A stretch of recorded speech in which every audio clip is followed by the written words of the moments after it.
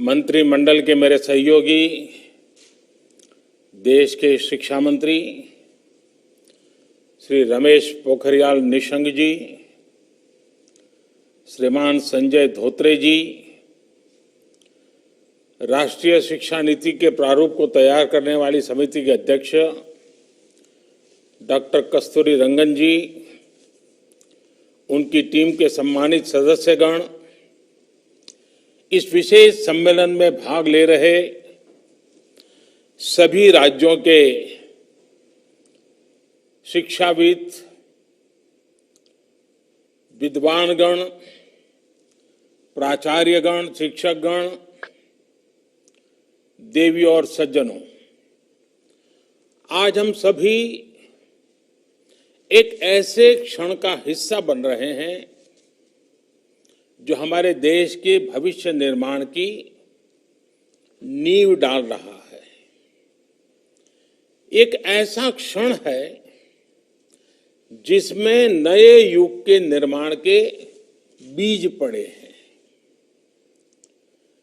राष्ट्रीय शिक्षा नीति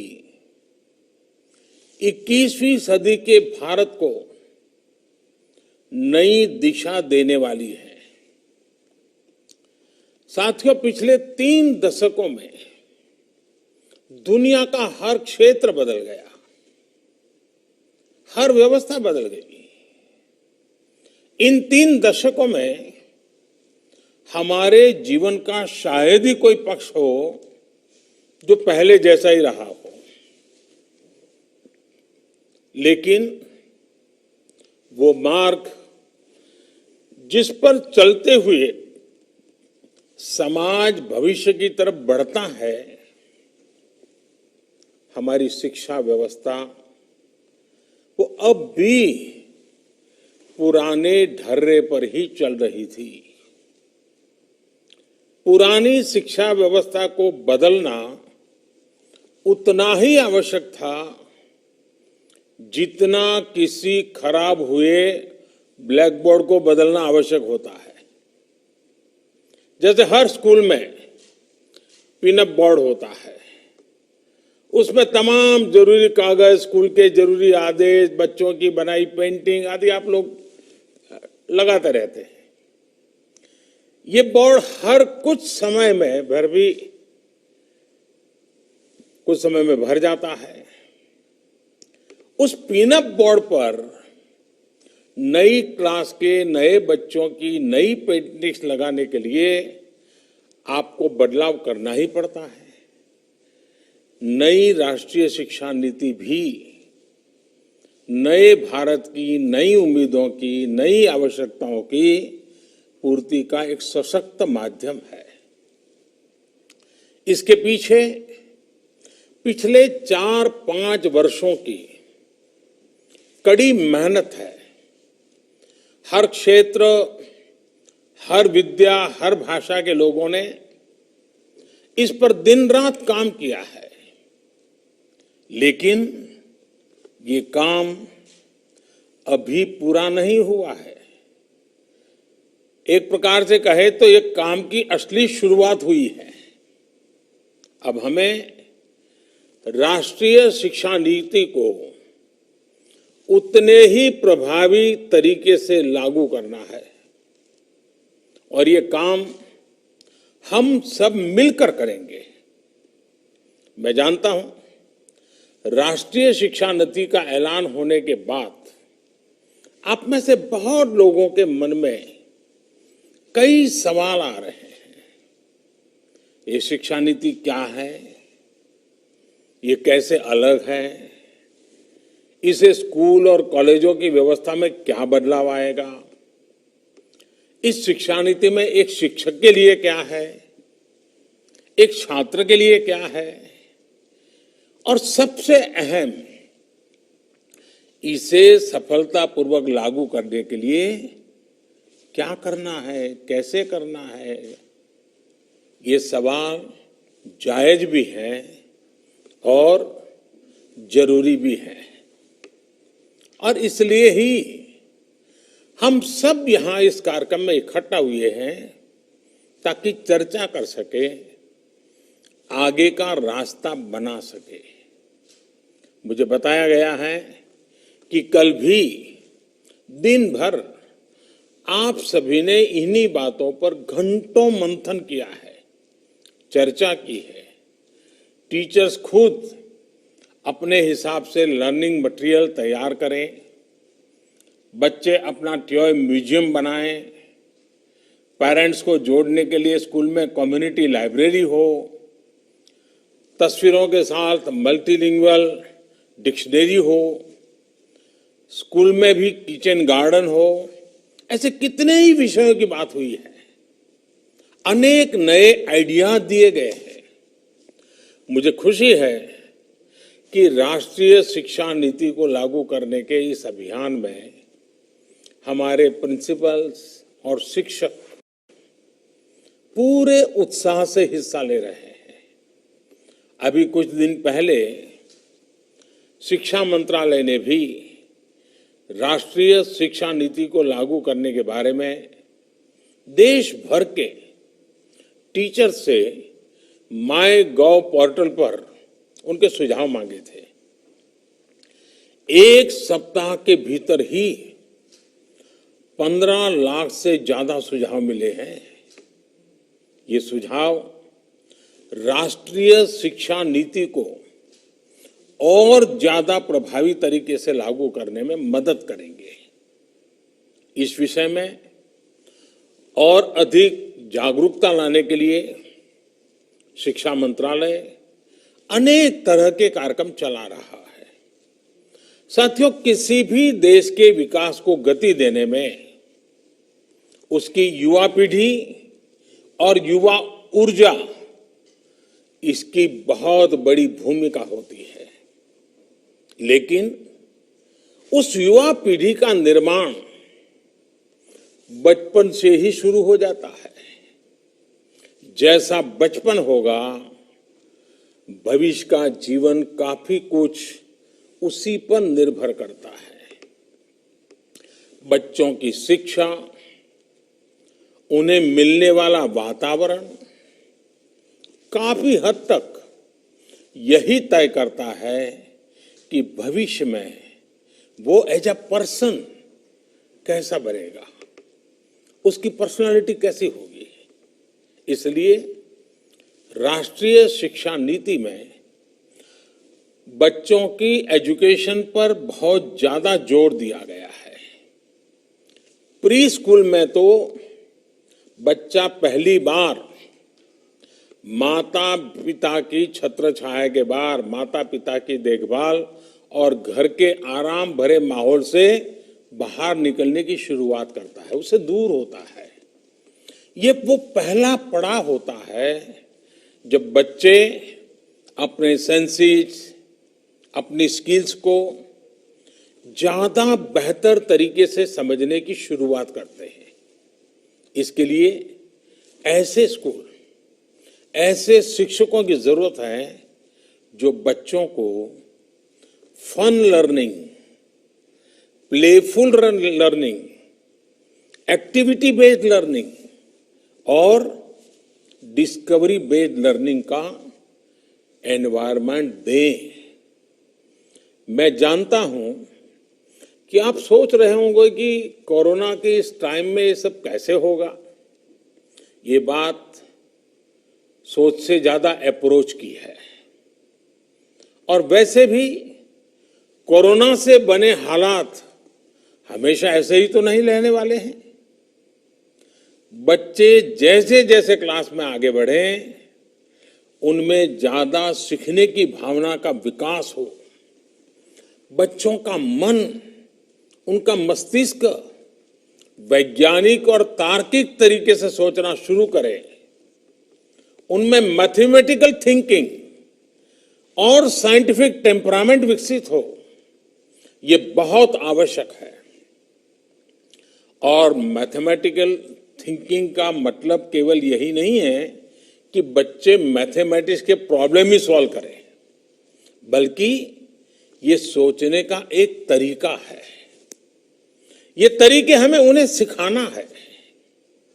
ये हर विषय को, जीवन के पहलू को मैथमेटिकल और लॉजिकल रूप में समझने का दृष्टिकोण है, ताकि मस्तिष्क अलग अलग पर्सपेक्टिव में एनालिसिस करें।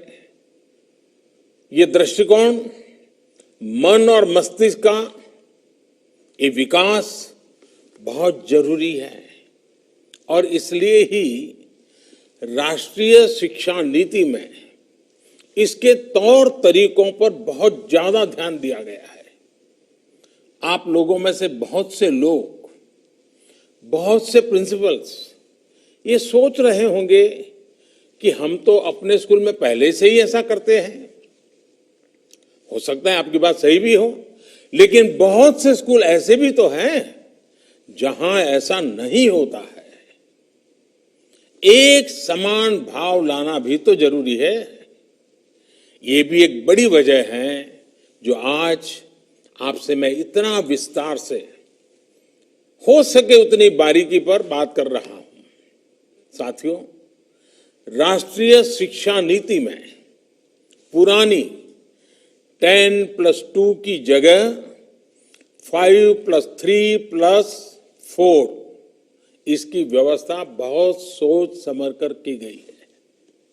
इसमें early childhood care and education को एक बुनियादी के रूप में, नींव के रूप में शामिल किया गया है। आज हम देखें तो प्री स्कूल की प्लेफुल एजुकेशन शहरों में प्राइवेट स्कूलों तक ही सीमित है। वो अब गांवों में भी पहुंचेगी, गरीब के घर तक पहुंचेगी। गरीब हो, अमीर हो, गांव हो, शहर हो, हर किसी के, हर जगह के बच्चों को मिलेगी। मूलभूत शिक्षा पर ध्यान इस नीति का सबसे महत्वपूर्ण पहलू है। राष्ट्रीय शिक्षा नीति के तहत फाउंडेशनल लिटरेसी एंड न्यूमरेसी के विकास को एक राष्ट्रीय मिशन के रूप में लिया जाएगा।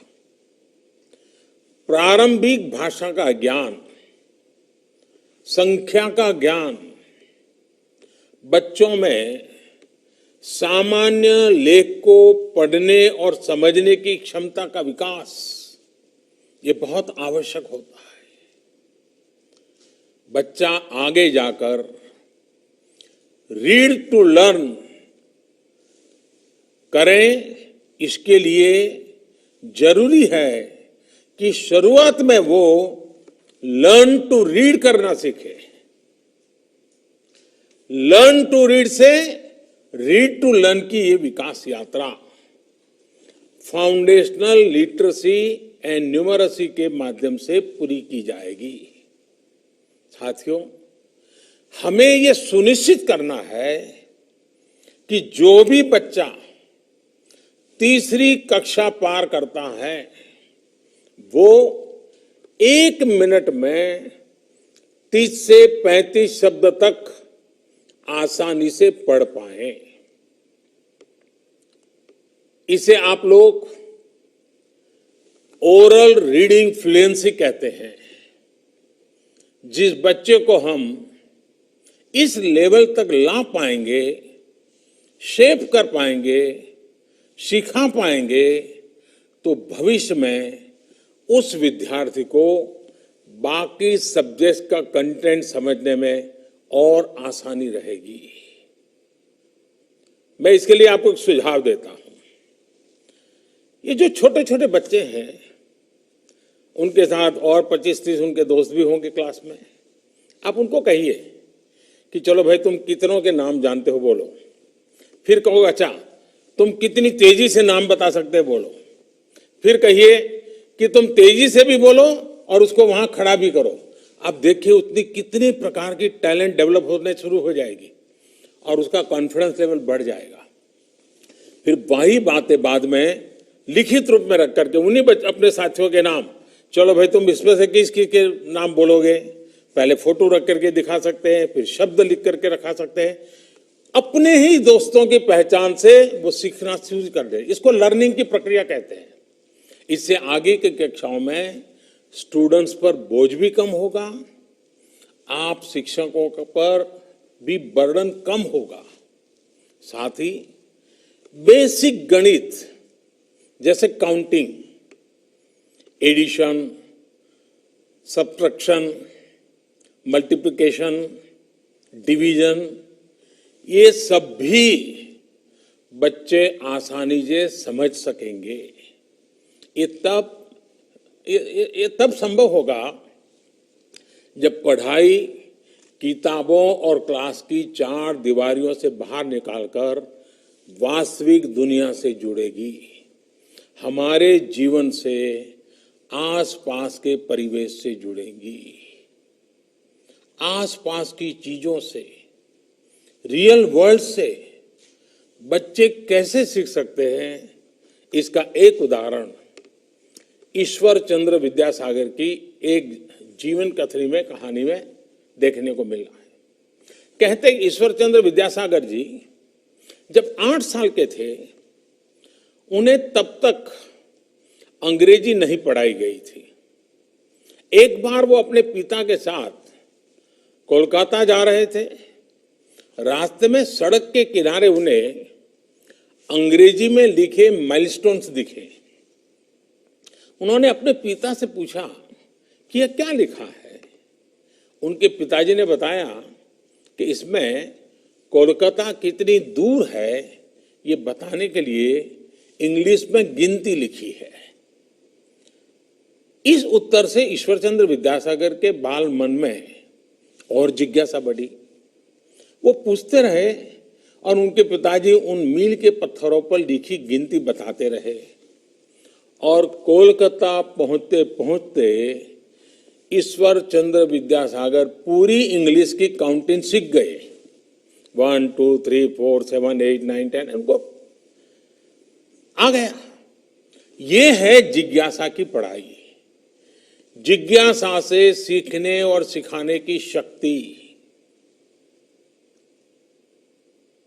साथियों, जब शिक्षा को आसपास के परिवेश से जोड़ दिया जाता है तो उसका प्रभाव विद्यार्थी के पूरे जीवन पर पड़ता है, पूरे समाज पर भी पड़ता है। जैसे जापान को देखिए, वहां शिनरिन योकू का प्रचलन है। शिनरिन का अर्थ है वन या जंगल और योकू का मतलब है नहाना, यानी फॉरेस्ट बेथिंग। वहां स्टूडेंट्स को जंगलों में या जहां पेड़ पौधे बहुत हैं ऐसी जगहों पर ले जाया जाता है जहां बच्चे प्रकृति को स्वाभाविक रूप से महसूस करें, पेड़ पौधों फूलों को सुने, देखें, टच, टेस्ट, स्मेल, अनुभव करें। इससे बच्चों का प्रकृति और पर्यावरण के जुड़ाव भी होता है और उनके होलिस्टिक तरीके से डेवलपमेंट को भी बढ़ावा मिलता है। बच्चे इसे एंजॉय भी करते हैं और एक साथ कितनी सारी चीजें सीख भी रहे होते हैं। मैं जब गुजरात में मुख्यमंत्री था तो मैं एक कार्यक्रम चलाता था। हमने एक सूचना की सभी स्कूलों को, हमने कहा कि सभी स्कूल के बच्चे अपने गांव के अंदर सबसे बड़ी उम्र का पेड़ कौन सा है, जिस पेड़ की सबसे ज्यादा उम्र हो चुकी है वो ढूंढो। तो उनको सब जगह पे जाना पड़ा, गांव के आसपास के सारे पेड़ देखने पड़े, टीचर को पूछना पड़ा और फिर सब में सहमति बना कि भाई हाँ ये पेड़ बहुत पुराना है। और बाद में बच्चों ने स्कूल में आकर के उस पर गीत लिखे, निबंध लिखे, वक्तृत्व कथाएं की, यानी उस पेड़ का महात्म्य क्या है। लेकिन उस पूरी प्रक्रिया में उनको कई पेड़ देखने पड़े, सबसे उम्र लायक पेड़ का ढूंढना पड़ा, बहुत सी चीजें वो सीखने लग गए। और मैं कह सकता हूं कि यह प्रयोग बहुत सफल रहा था। एक तरफ बच्चों को पर्यावरण की जानकारी मिली, साथ ही साथ उन्हें अपने गांव के विषय में ढेर सारी जानकारियां प्राप्त करने का मौका भी मिला। हमें इसी तरह के आसान और नए नए तौर तरीकों को बढ़ाना होगा। हमारे ये प्रयोग न्यू एज लर्निंग का मूल मंत्र होना चाहिए। एंगेज, एक्सप्लोर, एक्सपीरियंस, एक्सप्रेस और एक्सेल, यानी कि स्टूडेंट्स अपने रुचि के हिसाब में गतिविधियों में, घटनाओं में, प्रोजेक्ट्स में एंगेज हो, इसे अपने हिसाब से एक्सप्लोर करें। इन गतिविधियों, घटनाओं, प्रोजेक्ट्स को विभिन्न दृष्टिकोण अपने एक्सपीरियंस से सीखे। ये उनका पर्सनल एक्सपीरियंस हो सकता है या कोलैबोरेटिव एक्सपीरियंस हो सकता है। फिर बच्चे रचनात्मक तरीके से एक्सप्रेस करना सीखे। इन सब को मिलाकर ही फिर एक्सेल करने का रास्ता बनता है। अब जैसे कि हम बच्चों को पहाड़ों पर, ऐतिहासिक जगहों पर, खेतों में, सुरक्षित मैन्युफैक्चरिंग यूनिट्स में लेकर जा सकते हैं। अब देखिए, आप क्लासरूम में उनको रेलवे का इंजन पढ़ाएं, क्लासरूम में आप उनको बस पर पढ़ाएं, लेकिन कभी तय करें कि अगर गांव के नजदीक में रेलवे स्टेशन है तो चलो जाएंगे। बच्चों को स्टेशन पे ट्रेन आती है तो इंजन कैसा होता है दिखाएंगे। फिर कभी बस स्टेशन पे ले जाएंगे, बस कैसा होता है दिखाएंगे। वो देख करके सीखना शुरू कर लेता है। मैं जानता हूं कई प्रिंसिपल्स और शिक्षक जरूर ये सोच रहे होंगे कि वो तो अपने स्कूल में, कॉलेज में ऐसा ही करते हैं। मैं मानता हूं बहुत से टीचर बड़े इनोवेटिव होते हैं और जी जान से लगे होते, करते रहते हैं, लेकिन ये सब जगह नहीं होता है। और हमने इन सारी अच्छी चीजों को जितना ज्यादा फैलाएंगे, हमारे साथी शिक्षकों को भी सीखने का मौका मिलेगा। और इस वजह से बहुत से छात्र प्रैक्टिकल नॉलेज से दूर रह जाते हैं। टीचरों का एक्सपीरियंस जितना ज्यादा शेयर होगा, वो बच्चों के लाभ में जाएगा। साथियों, हमारे देश भर में हर क्षेत्र की अपनी कुछ न कुछ खूबी है। कोई न कोई पारंपरिक कला, कारीगरी, प्रोडक्ट्स हर जगह के मशहूर हैं। जैसे कि बिहार में भागलपुर की साड़ियां, वहां का सिल्क देश भर में फेमस है। स्टूडेंट्स उन करघों, हाथ करघों में विजिट करें, देखें आखिर ये कपड़े बनते कैसे हैं। उनको सिखाया जाए, जरा तुम जो उसके मालिक हैं, जो उस पर काम कर रहे हैं, इनको जरा सवाल पूछो। क्लासरूम में सवाल सिखा करके ले जाया जाए। फिर उनको कहा जाएगा, आकर के बताओ भाई तुमने क्या पूछा था, क्या जवाब मिला। एक ही साधु, यही तो लर्निंग है। जब वो पूछेगा स्पेसिफिक कि भाई आप धागा कहाँ से लाते हो, धागे का रंग कैसे होता है, ये साड़ी में चमक कैसे आती, वो बच्चा से अपनी मर्जी से पूछने लगेगा। आप देखिए, उसको बहुत कुछ सीखने को मिल जाएगा। स्कूल में भी ऐसे स्किल्ड लोगों को बुलाया जा सकता है। ये स्किल्ड लोग आकर के अपनी प्रदर्शनी लगा सकते हैं। वो वर्कशॉप भी लगा, मान लीजिए गांव में जो मिट्टी के बर्तन बनाने वाले लोग हैं, एक दिन स्कूल में बुला लिया, मिट्टी के बर्तन बनाने का काम, स्कूल के बच्चे देखें, फिर उनसे सवाल जवाब करें, पूछें। आप देखिए, वो आराम से सीख लेगा। विद्यार्थियों की जिज्ञासा भी बढ़ेगी और जानकारी भी बढ़ेगी और सीखने में रुचि भी बढ़ेगी।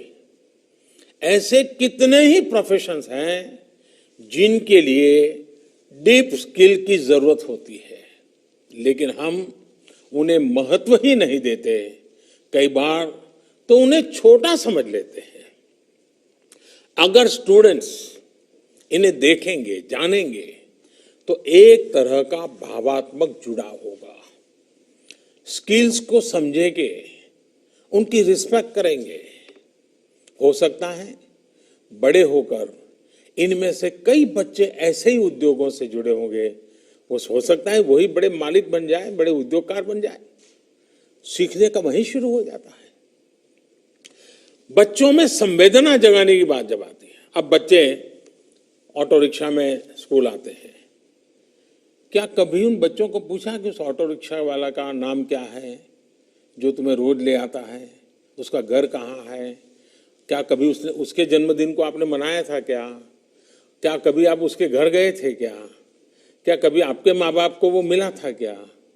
फिर बच्चों को कहो कि भाई तुम ऐसा करो, तुम्हारा जो रिक्शा ड्राइवर है जो तुम्हें लेकर के रिक्शा में लेता है, तुम इतने 10 सवाल पूछ के आ जाओ और फिर क्लास में सब बच्चों को बताओ भाई मेरा जो ऑटो रिक्शा वाला है वो ऐसा ऐसा है, वो इस गांव का है, यहाँ कैसे आया। देखिए बच्चों को उसके प्रति एक संवेदना प्रकट होगी, वरना उन बच्चों को मालूम नहीं, उनको लगता है मेरे पिताजी पैसे देते हैं इसलिए ऑटो रिक्शा वाला है मुझे लेके आता है। उसके मन में वो भाव नहीं जगता है कि ऑटो रिक्शा मेरी जिंदगी बना रहा है, ये सिर्फ ऑटो रिक्शा चलाने वाला एक चालक नहीं है, मेरी जिंदगी को बनाने के लिए वो कुछ कर रहा है, ये संवेदना पैदा होगी। उसी प्रकार से अगर कोई दूसरा प्रोफेशन भी चुनता है, इंजीनियर भी बनता है, तो उसके दिमाग में रहेगा कि फलाना पैसे को बेहतर बनाने के लिए क्या इनोवेशन किया जा सकता है। इसी तरह हॉस्पिटल्स की, फायर स्टेशन की या फिर दूसरी किसी जगह की विजिट भी लर्निंग का हिस्सा हो सकती है। बच्चों को ले जाना चाहिए, दिखाना चाहिए, उनको पता चलेगा डॉक्टर भी कितने प्रकार के होते हैं, डेंटिस्ट क्या होता है, आंख का हॉस्पिटल कैसा होता है, साधन देखा गया, आंख चेक करने का मशीन कैसा होता है, उसको जिज्ञासा, हाँ भाई ये कुछ ऐसा होता है, ये कुछ ऐसा होता है, वो सीखेगा। साथियों, राष्ट्रीय शिक्षा नीति को इसी तरह तैयार किया गया है ताकि सिलेबस को कम किया जा सके और फंडामेंटल चीजों पर ध्यान केंद्रित किया जा सके। लर्निंग को इंटीग्रेटेड एवं इंटरडिसिप्लिनरी, फन बेस्ड और कंप्लीट एक्सपीरियंस बनाने के लिए एक नेशनल करिकुलम फ्रेमवर्क डेवलप किया जाएगा। ये भी तय किया गया है कि 2022 में जब हम आजादी के 75 वर्ष मनाएंगे तो हमारे स्टूडेंट्स इस नए करिकुलम के साथ ही नए भविष्य की तरफ कदम बढ़ाएंगे। ये भी फॉरवर्ड लुकिंग, फ्यूचर रेडी और साइंटिफिक करिकुलम होगा। इसके लिए सभी के सुझाव लिए जाएंगे और सभी के सुझाव और मॉडर्न एजुकेशन सिस्टम को इसमें समाहित किया जाएगा। साथियों, भविष्य की दुनिया हमारी आज की दुनिया से काफी अलग होने वाली है। हम इसकी जरूरतों को अभी से देख सकते हैं, सेंस कर सकते हैं। ऐसे में हमें अपने स्टूडेंट्स को 21st सेंचुरी की स्किल्स के साथ आगे बढ़ाना है। ये 21st सेंचुरी की स्किल्स क्या होगी? ये होगी critical thinking, creativity, collaboration, curiosity और कम्युनिकेशन। हमारे students sustainable future, sustainable science को समझे, उस दिशा में सोचे, ये सब आज समय की मांग है, बहुत जरूरी है। और इसलिए छात्र शुरुआत से ही कोडिंग सीखे, आर्टिफिशियल इंटेलिजेंस को समझे, internet of things, cloud computing, data science और रोबोटिक्स, इससे जुड़े सारी बातों को भी उसके परिचय में उसको लाना होगा, हमें इसको देखना होगा। साथियों, हमारी पहले की जो शिक्षा नीति रही है उसने हमारे स्टूडेंट्स को बहुत ही बांध भी दिया था। जैसे उदाहरण के तौर पर लें तो विद्यार्थी साइंस लेता है, वो आर्ट्स या कॉमर्स नहीं पढ़ सकता था। आर्ट्स कॉमर्स वालों के लिए मान लिया गया कि ये हिस्ट्री, ज्योग्राफी, अकाउंट्स इसलिए पढ़ रहे हैं क्योंकि ये साइंस नहीं पढ़ सकते। लेकिन क्या रियल वर्ल्ड में हमारे आपके जीवन में ऐसा होता है कि केवल एक ही फील्ड की जानकारी से सारे काम हो जाएंगे? हकीकत में सभी विषय एक दूसरे के साथ जुड़े हुए हैं। हर लर्निंग इंटर रिलेटेड है। स्टूडेंट्स कोई एक विषय ले लेते हैं, बाद में उन्हें लगता है कि वो दूसरे किसी क्षेत्र में ज्यादा बेहतर कर सकते हैं, लेकिन वर्तमान व्यवस्था बदलाव का, नई संभावनाओं से जुड़ने का अवसर ही नहीं देता। बहुत से बच्चों के ड्रॉप आउट होने का सबसे बड़ा कारण भी यही होता है और इसलिए राष्ट्रीय शिक्षा नीति छात्रों को कोई भी विषय चुनने की आजादी दी गई है। मैं समझता हूं कि सबसे बड़े सुधार के तौर पर हम इसे देख सकते हैं। अब हमारे यहां युवा को साइंस, ह्यूमैनिटी या कॉमर्स में से किसी एक ब्रैकेट में फिट होने की जरूरत नहीं है। देश के हर स्टूडेंट्स को उसकी प्रतिभाओं को अब पूरा मौका मिलेगा। साथियों, राष्ट्रीय शिक्षा नीति एक और बहुत बड़ी समस्या को भी एड्रेस करती है। यहां तो बड़े बड़े अनुभवी और जानकार लोग मेरे सामने उपस्थित हैं। आपने जरूर महसूस किया होगा कि हमारे देश में लर्निंग ड्रिवन एजुकेशन की जगह, कोई बुरा मत मानना, लेकिन हकीकत है आज स्थिति यह है, मार्क्स और मार्कशीट ये एजुकेशन हावी है। लर्न तो बच्चे तब भी कर रहे होते हैं जब वो खेल रहे होते हैं, जब वो परिवार में बात कर रहे होते हैं, जब वो बाहर आपके साथ घूमने जाते हैं। लेकिन अक्सर माता पिता भी बच्चों से ये नहीं पूछते हैं कि बेटे तुमने क्या सीखा, बेटी तुमने क्या सीखा, नहीं पूछते हैं। पूछते हैं तो क्या पूछते हैं? यही पूछते हैं कि मार्क्स कितने आए। हर चीज वहीं जाकर के अटक जाती है। कुछ परिवार हैं जिनको आदत हो गई, पूछते हैं अच्छा आज स्कूल में खाना क्या मिला था। इन्हीं चीजों के आसपास टेस्ट में नंबर कितने नंबर आए, एक टेस्ट, एक मार्कशीट, क्या बच्चों के सीखने की, उनकी मानसिक विकास के पैरामीटर हो सकती है? आज सच्चाई ये है कि मार्कशीट मानसिक प्रेशर शीट बन गई है और परिवार की प्रेस्टीज शीट बन गई है। परिवार के लिए प्रेस्टीज शीट है, बच्चे के लिए प्रेशर शीट है। पढ़ाई से मिल रहे इस तनाव को, मेंटल स्ट्रेस से अपने बच्चों को निकालना राष्ट्रीय शिक्षा नीति का एक मुख्य उद्देश्य है।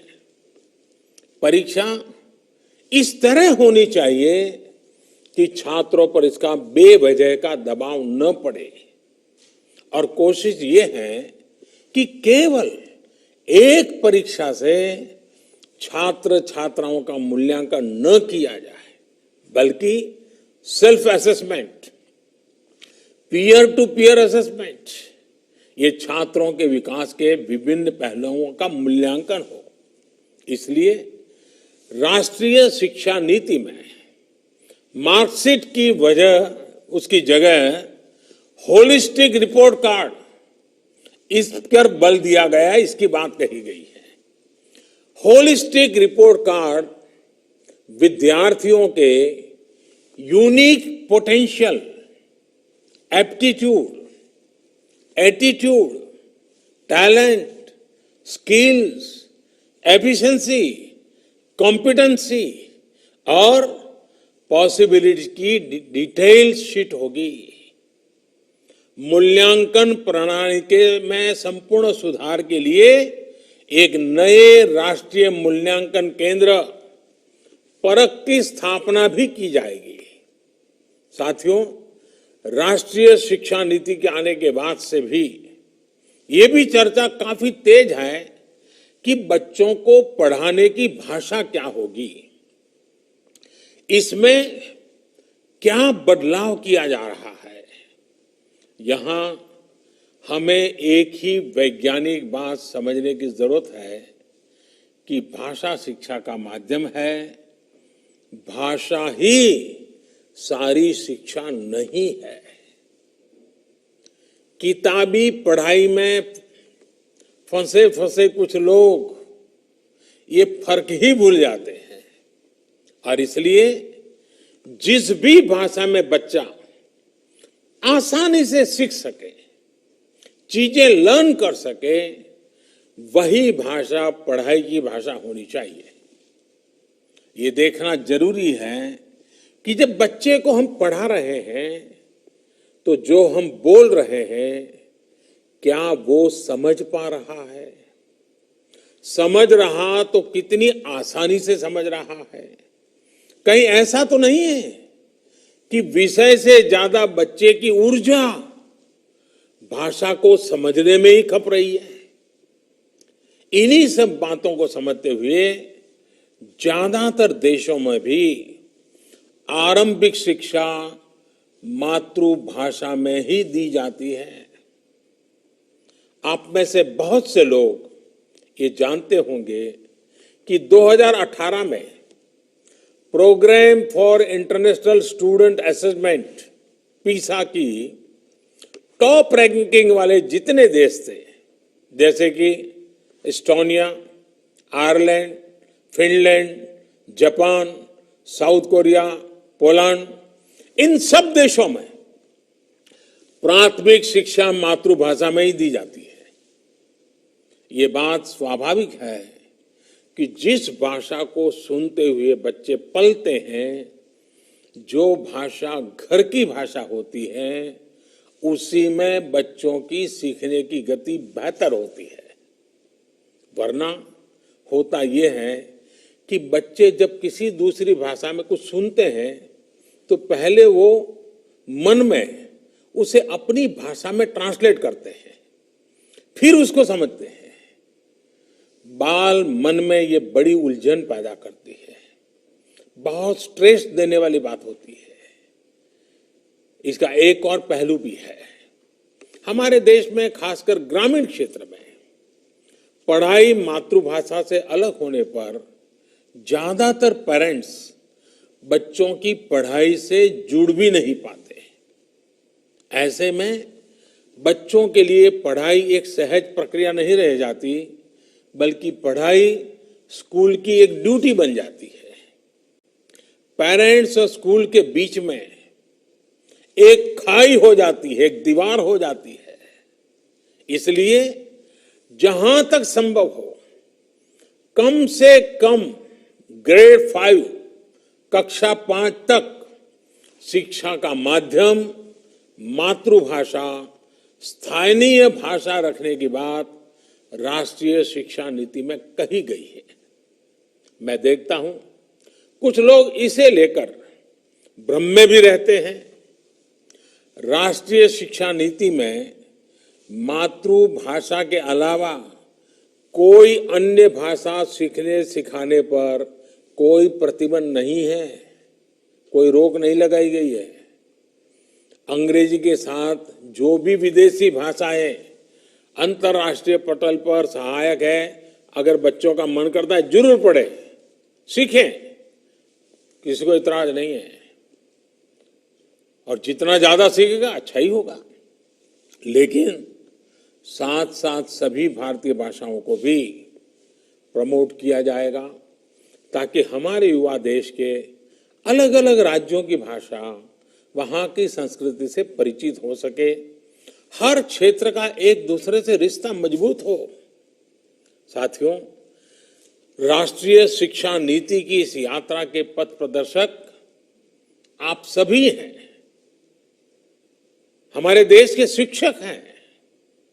चाहे नए तरीके से लर्निंग हो, चाहे परख के जरिए नई परीक्षा हो, स्टूडेंट को इस नई यात्रा पर लेकर शिक्षक को ही जाना है।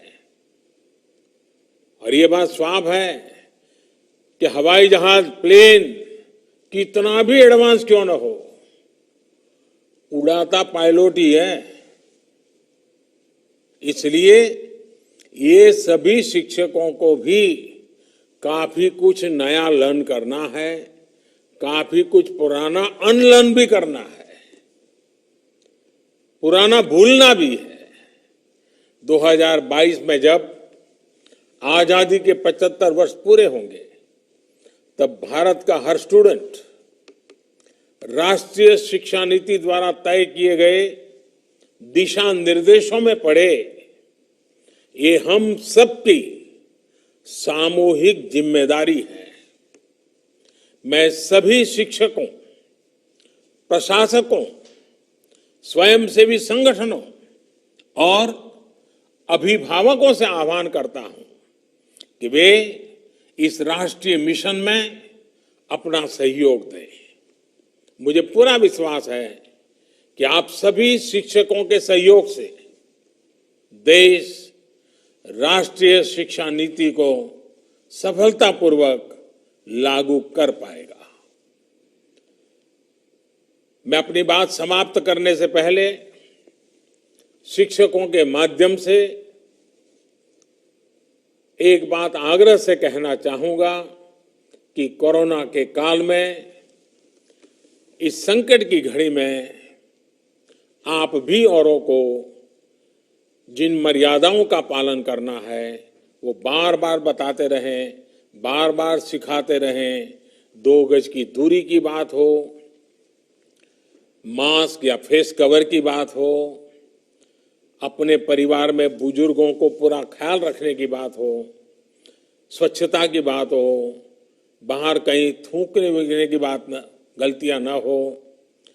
ये इस लड़ाई को लड़ने का नेतृत्व भी हम सबको करना है और शिक्षक बड़ी आसानी से कर सकते हैं, बड़ी आसानी से बात घर घर पहुंचा सकते हैं। और शिक्षक जब कोई बात करते हैं तो स्टूडेंट बहुत विश्वास के साथ मानता है। स्टूडेंट के सामने प्रधानमंत्री ने ये कहा कहोगे और मेरे शिक्षक ने ये कहा कहोगे तो मैं दावे से कहता हूं, स्टूडेंट प्रधानमंत्री ने कहा है उस पर 4 सवाल करेगा, लेकिन शिक्षक ने कहा है उस पर एक भी सवाल नहीं करेगा। वो घर जाकर के बताएगा कि मेरे टीचर ने कहा है। ये श्रद्धा, ये विश्वास बालक के मन में पड़ा हुआ है। ये आपकी बहुत बड़ी पूंजी है, ये आपकी बहुत बड़ी शक्ति है। और इस क्षेत्र से जुड़े हुई कई पीढ़ियों ने तपस्या कर करके इसे आपको विरासत में दिया है। और जब ऐसी चीज आपको विरासत में मिली है तब आपका दायित्व भी बहुत बढ़ जाता है। मुझे विश्वास है मेरा देश का शिक्षक वृंद भारत के उज्जवल भविष्य के लिए इसको एक मिशन के रूप में लेगा, मन लगा करके करेगा। देश का एक एक बालक आपकी शिक्षा को ग्रहण करने के लिए तैयार होता है, आपके आदर्शों का पालन करने के लिए तैयार होता है, आपके इरादों को चरितार्थ करने के लिए तैयार होता है, वो दिन रात मेहनत करने के लिए तैयार होता है। अगर एक बार शिक्षक कह दे वो सब कुछ मानने को तैयार होता है। मैं समझता हूं कि माँ बाप, शिक्षक, शिक्षक संस्थान, सरकारी व्यवस्था, हम सब ने मिल करके इस काम को करना है। मुझे विश्वास है कि ये जो ज्ञान यज्ञ चल रहा है, ये जो शिक्षा पर्व चल रहा है, 5 सितंबर से लेकर के लगातार अलग अलग क्षेत्र के लोग इसको आगे बढ़ाने के लिए काम में लगे हैं। ये प्रयास बहुत ही अच्छे परिणाम लाएगा, समय से पहले परिणाम लाएगा और सामूहिक कर्तव्य के भाव के कारण होगा। इस विश्वास के साथ मैं फिर एक बार आप सबका बहुत बहुत धन्यवाद करता हूं, आप सबको बहुत बहुत शुभकामनाएं देता हूं और हमेशा हमेशा मैं टीचर को नमन करता हूं। आज वर्चुअल माध्यम से भी आपको नमन करते हुए मैं मेरी वाणी को विराम देता हूं। बहुत बहुत धन्यवाद।